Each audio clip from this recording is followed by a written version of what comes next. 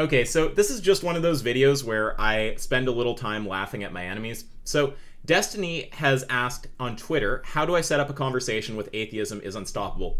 You don't. Just give up. Go make other content. There's no way AIU will ever talk to you because he knows that you will make him look stupid in a live debate because you're smarter and faster and know the topic better. He did the same thing with me. He did the same thing with Vegan Gains. Don't get me wrong. He'll spend time posturing within his echo chamber, talking as if you don't make sense, calling you a beta male. But will he ever actually prove that he can defend his position? Hell no. So congratulations, Destiny, on adding yourself to the list of people who AIU will spend the rest of his life hiding from. Now, let's just take a little look at the video that managed to incense Destiny here. Like many AIU videos, there are tons of bad inferences in here. Now, AIU, you have to understand, he's a person who speaks with a lot of confidence. He spends a lot of time posturing, and he knows how to play into people's sort of preconceived notions of like social roles. So like he knows how to like posture well and make himself come off like the cool guy, but his logic is horrible, right? So he can posture all he wants within his echo chamber. He can't defend his position in an actual conversation. And I think we can all evaluate which of those two things is more meaningful and more important, okay? So let's just take a quick look at this video and explore some of AIU's fantastic inferences. This idea that the body is either male or female is totally wrong. Totally wrong. Oh, man. There goes the neighborhood.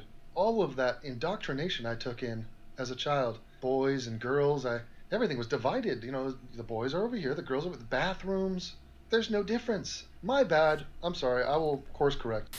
Right. So what AIU has just said right there, if we actually go look at his position, is that if it's not the case that either the body is male or the body is female, which is what the lady in the video said, then there's no difference between male and female. Let's just play that back so we make sure that we catch what he said carefully, right?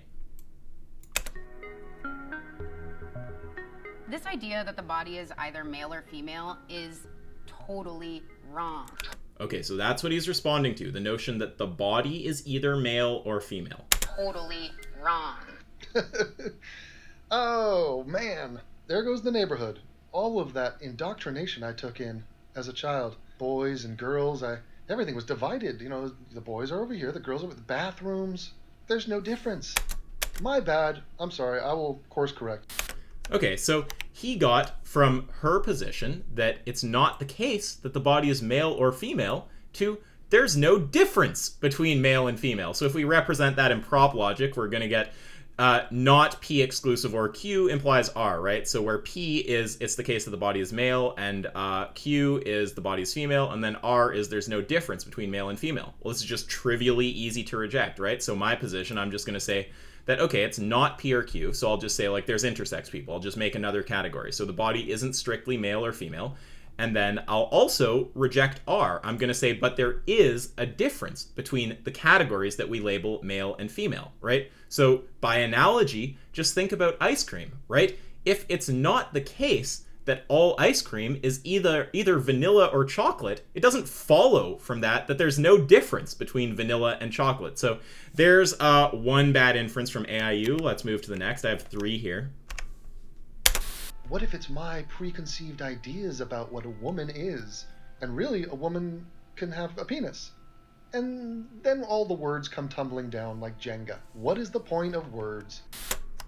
Okay, so that one we could put in prop logic as if a woman can have a penis, then all the words come tumbling down. We can just represent that as P implies Q, all right? So I'm just going to take a position that falsifies it, and I'm going to say P and not Q. So I'm going to say, yes, a woman can have a penis, and woman here refers to someone who identifies as a woman, okay? Let's say you can be a male, right? Biologically male, you can identify as a woman, so you have a penis, but you are a woman. Then all the words come tumbling down. Well, let's say that my position is that we shouldn't change any other word. What would be wrong with that position, right? So I could just hold P. I could say a woman can have a penis, and I could say it's not the case that Q, right? So it's not the case that all the words come tumbling down. I'm going to not change any other words or be highly selective about what words I'm changing. So there's just no reason to think that there's an implication there. Why would it be the case that if a woman can have a penis, then all the other words lose meaning. Are we going to stop calling a refrigerator a refrigerator? Are we going to start calling, a car battery an elephant? I don't know why he thinks that would follow. So there's another bad inference. And let's go watch the third one. And where does this end, by the way? So if we allow that and we say, look, okay, we think we know what a man and a woman is. We think that's a legitimate distinction to make scientifically and biologically. But, okay, you want to play your game, you say whatever the hell you want to be. And we'll just go with that. Now, this is an insult to the truth of the situation. It's an insult to language. But what else can you do? What else can you say? So when I'm crossing the border into a foreign country and they say, what right do you have to be here? Show me your paperwork. Are you a citizen? I say, yeah, I'm a citizen. They say, oh, really? And I say, yeah, I self-identify as a citizen of this country. If you accept the logic they're presenting here, why can't I do that? Why can't I go into my bank and say, I self-identify as a millionaire, now give me my money?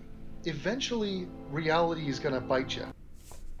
Okay, so let's go look at that one. We can represent this as if we allow women to identify as men and vice versa, then we should allow AIU to identify as a millionaire and be granted that money by the bank. So we can again just represent this as P implies Q. So I'll just take the position that P and not Q. And it's trivially easy to come up with a reason to allow P and not allow Q. Like, let's just appeal to utilitarianism. Let's just say, look, I think that it will maximize well-being to allow women to identify as men and vice versa, right? Allow someone who's biologically female, who has like the female parts, to identify as a man, to say what my internal state is maleness. That's how I feel, right? So let's allow that identification, and I'm going to say that it'll maximize well-being to do that. And I'm not convinced that it'll maximize well-being to just allow random people to say that they're millionaires and extract money from the bank. In fact, I think that everyone would then go and do that, and we'd collapse the entire economic system. So I'm going to say P and not Q, and I'm going to say the reason for allowing one and not the other is that one maximizes well-being and the other doesn't. So these are just like really trivially easy to refute points, and someone who actually spends their time dealing with these kind of topics like Destiny is just going to destroy AIU on a whole other level, and that is why he'll never debate you. So that's all I have to say, and if it actually happens, I will eat my hat. Till next time.